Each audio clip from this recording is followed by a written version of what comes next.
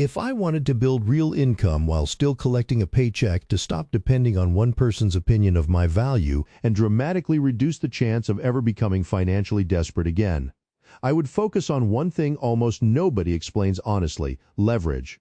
Most people believe their salary is security until one layoff, one recession, or one unexpected crisis exposes how fragile a single source of income really is.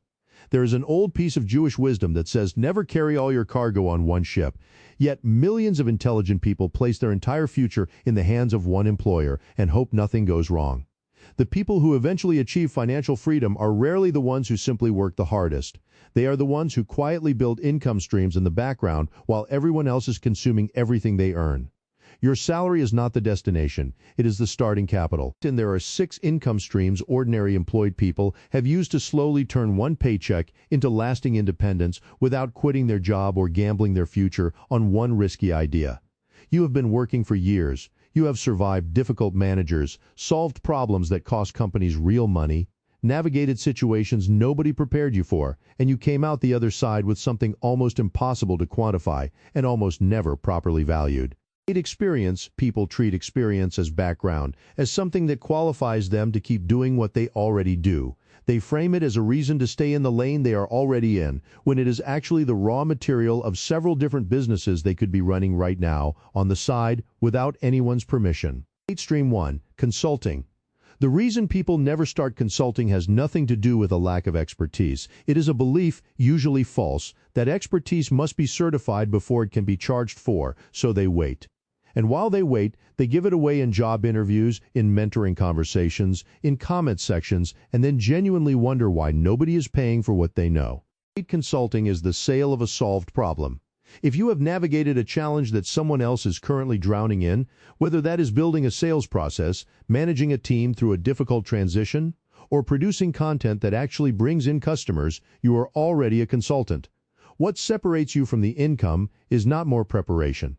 It is the decision to stop giving the knowledge away and start charging for it. Right here is what makes this stream uniquely suited to an employed person. Your job is not your competition, it is your evidence. Every result you produced at work, every broken system you fixed, every crisis you quietly resolved, that is your portfolio. You do not need credentials you have not earned. You need to stop treating the ones you already have as irrelevant.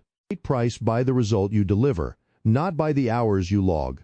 A client is not paying for your time, they are paying to make a problem disappear, and the price of making a problem disappear has nothing to do with how long it takes you.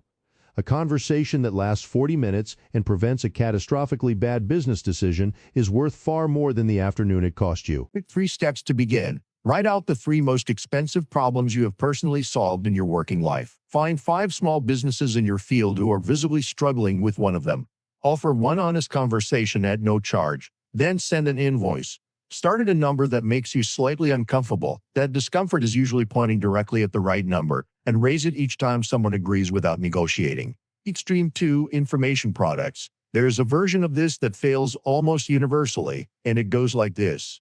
Someone decides to build a comprehensive course, invests 4 months of weekends into producing it, prices it at $1,000, and sells it to 11 people. They then conclude that information products do not work, and they do not work built from that direction, starting with what the creator wants to teach, then searching for an audience. What works is the reverse, starting with a problem so specific and painful that someone is already looking for an answer, then building the shortest path to that answer in a 20-page document that completely resolves one precise problem for one precise type of person will earn more than a 40-hour course on a broad topic. This is not a guess. It repeats itself across the information economy because people do not buy education. They buy the relief of having a problem lifted from their lives. The barrier here is genuinely lower than any other stream in this video. List every question someone has asked you more than twice. If the ones that repeat are the ones people care enough about to pay for. Pick the most urgent. Write the most complete, most honest answer you have ever given to it. Put it on Gumroad, which costs nothing to set up, priced between $9 and $25. The first purchase from a stranger who found you without a personal introduction is a more meaningful moment than it sounds. It means the problem was real. And if the problem is real, the product can scale. Extreme 3. The newsletter business. There is a specific way newsletters die, and it happens faster than people expect. Someone feels inspired after discovering a creator who built a loyal audience through email, launches their own, writes 4 or 5 issues of general content, realizes they are producing nothing that cannot be found anywhere else, and stops. 6 months later, they say newsletters did not work for them. What did not work was the approach, not the format. A newsletter built on a genuine point of view, sharp enough that the right reader feels like it was written specifically for them, behaves completely differently from one that chases a broad audience. The first kind gets opened every week without a thought. The second kind gets skimmed and eventually unsubscribed. And what I want you to understand about this as a business is that the email list is not the asset. The trust accumulated inside it is. A reader who has opened your emails every week for a year will do something paid advertising cannot buy.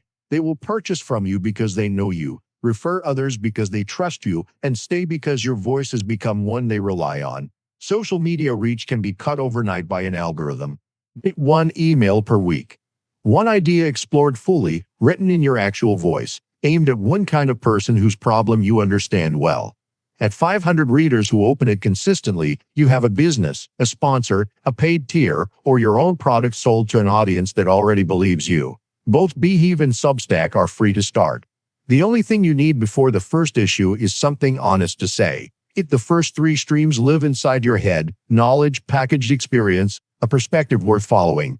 These next 3 ask you to execute, to recommend with integrity, and to use your voice in rooms where it has not been before. For many people, that last part is what quietly stops everything. The people who moved forward on an imperfect plan 5 years ago are today living on what that movement produced.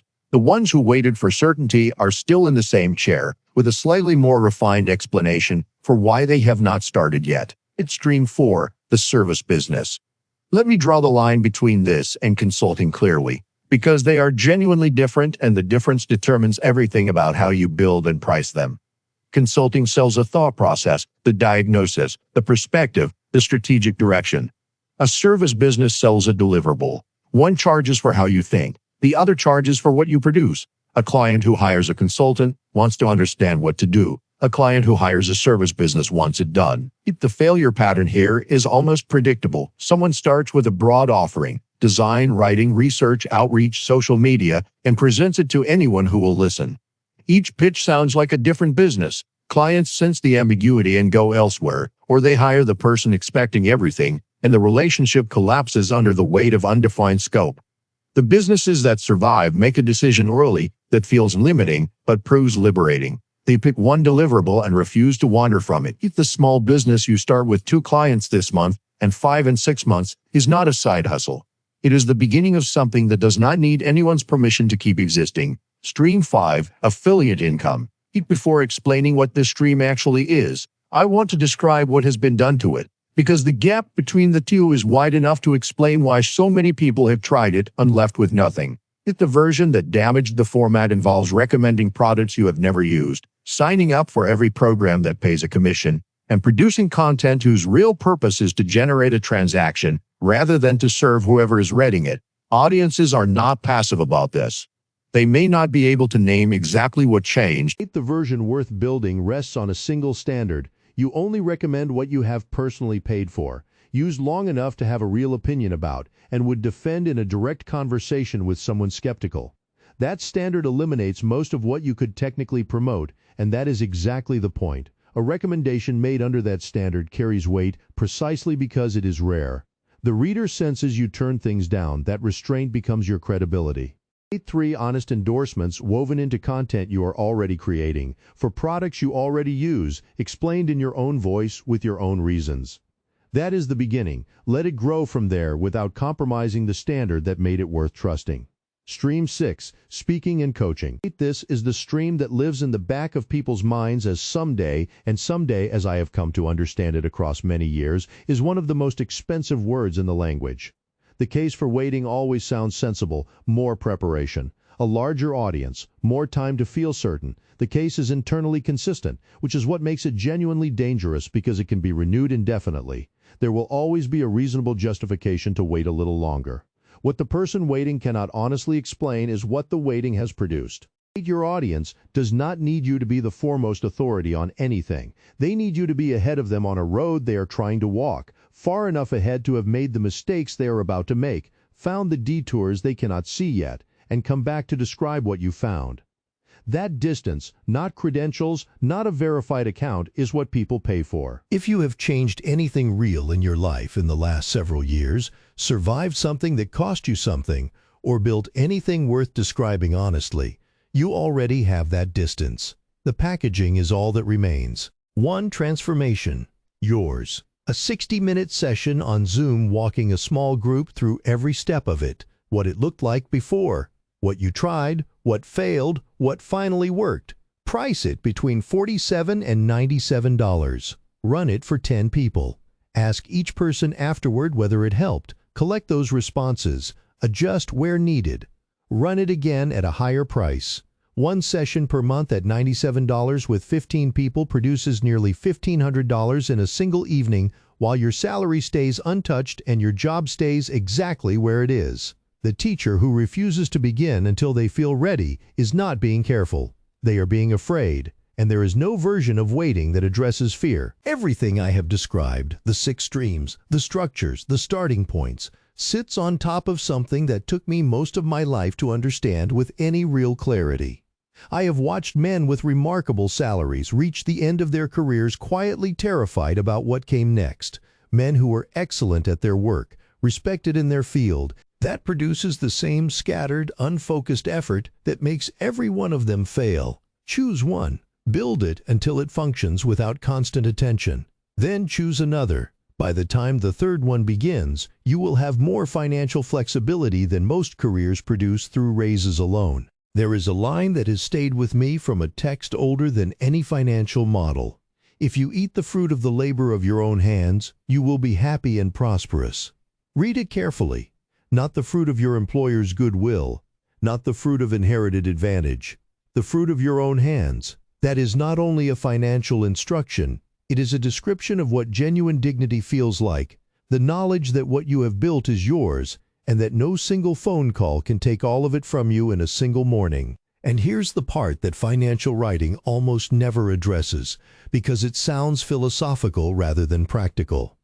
When your income is no longer dependent on a single source of approval, something changes in the way you move through the world. You say what you actually think in rooms where you used to be careful. You stop tolerating environments that diminish you, because leaving is no longer an act of courage. It is simply a decision. You negotiate differently, not because your skills improved, but because the person who can genuinely walk away from a table sits at it with a different kind of power than the person who cannot. The 6 streams give you that. But beyond the income, they give you the texture of a daily life that does not run on fear. One question before you go. If the call came tomorrow morning, your position has been eliminated, access revoked, 2 weeks of notice. How long could you sustain your life on what exists outside that job, and what would you sit down to build the morning after? If those answers feel uncertain, you have just identified what matters most right now. Not next month, not when circumstances improve. Tonight. The people who build something real are not exceptional. They made a decision, usually on an ordinary evening with no guarantee of the outcome, to begin before they were certain. That decision compounded slowly, invisibly at first, and then in ways that became impossible to ignore.